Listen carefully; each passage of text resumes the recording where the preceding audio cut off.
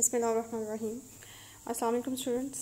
आज एक छोटा सा क्वेश्चन है ग्रुप थ्योरी में, just as a viva question भी पूछा जा सकता है कि क्या द ग्रुप ऑफ इंटीजर्स जो जी है वो अंडर सब्ट्रैक्शन भी ग्रुप हो सकता है, यानी कि इंटीजर्स का सेट क्या अंडर सब्ट्रैक्शन ग्रुप हो सकता है। अब हम इससे पहले जानते हैं कि इंटीजर्स का सेट सिर्फ अंडर एडिशन ग्रुप होता है और अबेलियन ग्रुप होता है, तो इसको चेक करते हैं कि क्या ये अंडर सब्ट्रैक्शन ग्रुप है।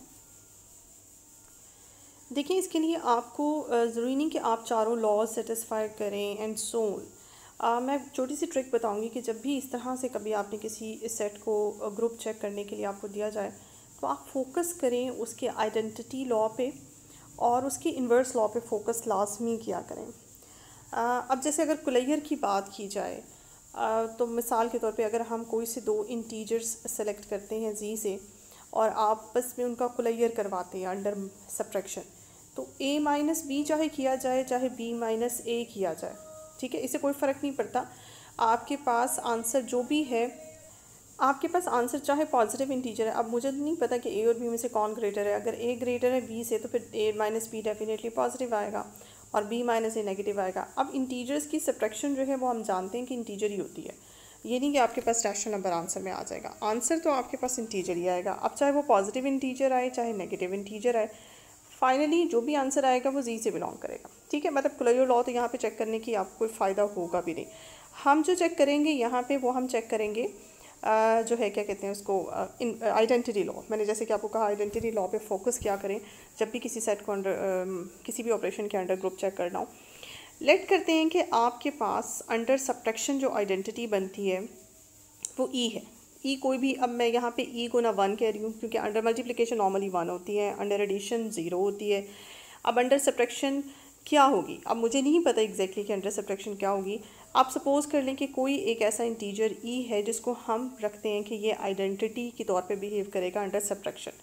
अब आइडेंटिटी का रूल क्या होता है, जो भी एलिमेंट आइडेंटिटी बनता है अंडर अ सर्टन ऑपरेशन, उसको उसी ऑपरेशन के अंडर जो है लेफ़्ट आइडेंटिटी भी होना होता है और राइट आइडेंटिटी भी बनना है। अब लेफ़्ट आइडेंटिटी का मतलब है कि यानी कि अगर आप कोई भी यहाँ से, अच्छा जी, फॉर एनी आपके पास अगर आप कोई भी एक इंटीजर रैंडमली सिलेक्ट करते हैं और आप ये क्लेम कर रहे हैं कि यहाँ पे ई जो है अंडर सब्ट्रैक्शन इसकी आइडेंटिटी है, तो फिर आपके पास e should be left identity just like this कि ई माइनस एक्स एंड आपके पास एक्स माइनस ई, दोनों का आंसर बराबर होना चाहिए और दोनों का आंसर बराबर होना चाहिए आपके पास एक्स के। अब इसमें आप ये देख सकते हैं कि आप चाहे ई में से एक्स माइनस करें चाहे एक्स में से ई माइनस करें, होना तो ये चाहिए कि इन दोनों तरफ का आंसर जो है आपके पास एक्स आना चाहिए, लेकिन ऐसा होता नहीं है। यह हम बहुत अच्छी तरह से जानते हैं कि आपका सब्ट्रैक्शन का ऑपरेशन जो है वो कम्यूटेटिव लॉ सेटिस्फाई नहीं करता।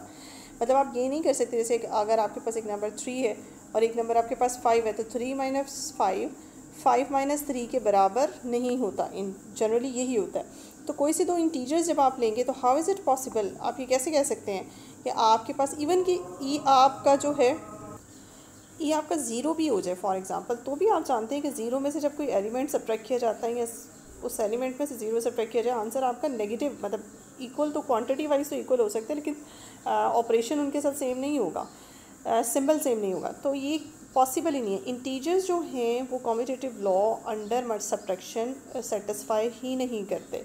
तो आप जो मर्ज़ी आइडेंटिटी उठा के बना लें, आइडेंटिटी लॉ जो है ये सेटिस्फाई होगा ही नहीं किसी भी इंटीजर के लिए। तो इसमें आप कहेंगे कि चूँकि आइडेंटिटी लॉ सेटिस्फाई नहीं होता तो इसलिए मतलब आपको ज़रूरत नहीं है कि आप 1 बाय 1 तरतीब से सारे लॉज चेक करें। अगर एक लॉ आपने चेक कर लिया और वो फेल हो गया तो फिर आप कहेंगे कि जी जो है अंडर सब्ट्रैक्शन ग्रुप नहीं है, और उसकी लॉजिक रीज़न मैंने आपको आइडेंटिटी लॉ से दे दी।